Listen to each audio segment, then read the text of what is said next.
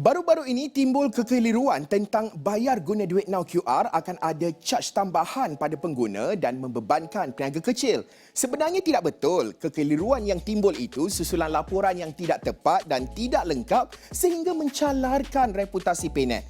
Jangan risau, saya bantu anda untuk faham perkara ini. Pertama, berkenaan e-pembayaran yang dibuat oleh pelanggan kepada mana-mana peniaga. Pelanggan tidak dikenakan sebarang caj. Peniaga selalunya dikenakan apa yang dipanggil kadar diskaun pedagang atau Merchant Discount Rate (MDR). Ini bukan satu caj baru dan wujud di mana-mana negara yang menggunakan e-pembayaran. Ia dicaj berdasarkan peratusan nilai transaksi setiap pembayaran dibuat.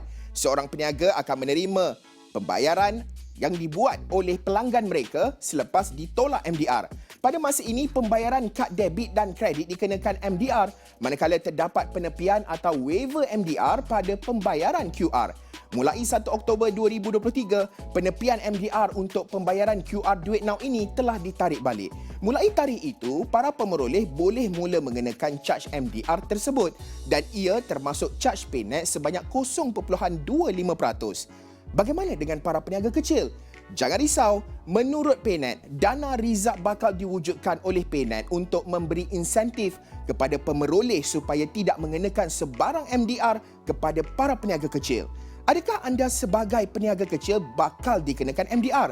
Rujuk kepada pemeroleh anda. Sebilangan besar pemeroleh bank dan bukan bank mengesahkan mereka tidak akan mengecaj MDR tersebut. Namun, adakah anda tahu yang Malaysia adalah antara negara terakhir mengenakan MDR untuk pembayaran QR dan kadar dikenakan adalah antara terendah? Kedua, ada juga kekeliruan berkaitan yuran 50 sen untuk pembayaran QR sekiranya ia melebihi RM5,000. Ini tidak benar. Sebenarnya, caj itu dikenakan untuk pemindahan dana rakan ke rakan atau peer-to-peer daripada QR pribadi ke QR pribadi lain, bukan pembayaran kepada peniaga.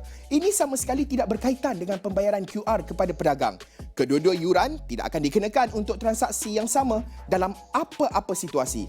Tapi, Bank Negara Malaysia BNM juga telah mengesahkan bahawa bank-bank utama dan penyedia perkhidmatan kewangan bukan bank akan mengecualikan yuran transaksi untuk perniagaan mikro dan kecil yang menerima pembayaran Duit Now QR. Selain itu, perniagaan menggunakan Duit Now QR sebagai kaedah pembayaran juga tidak perlu menanggung kos berulang untuk penyewaan terminal tempat jualan POS bagi saluran pembayaran berasaskan kad atau kos overhead dan tambahan pentadbiran untuk pengendalian pembayaran tunai. Di samping itu, Paynet akan memperuntukkan sumber untuk membantu membiayai kos yang ditanggung oleh pemeroleh yang terus menawarkan pengecualian penuh kepada perniagaan mikro dan kecil yang menerima pembayaran Duit Now QR. Duit Now QR kekal sebagai kaedah pembayaran yang berpatutan serta kos efektif. Jadi, jangan risau, teruskan transaksi kewangan anda secara digital.